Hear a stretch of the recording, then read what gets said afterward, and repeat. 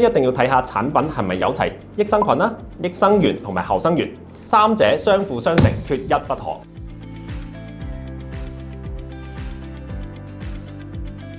簡單講下佢哋三個嘅關係啦。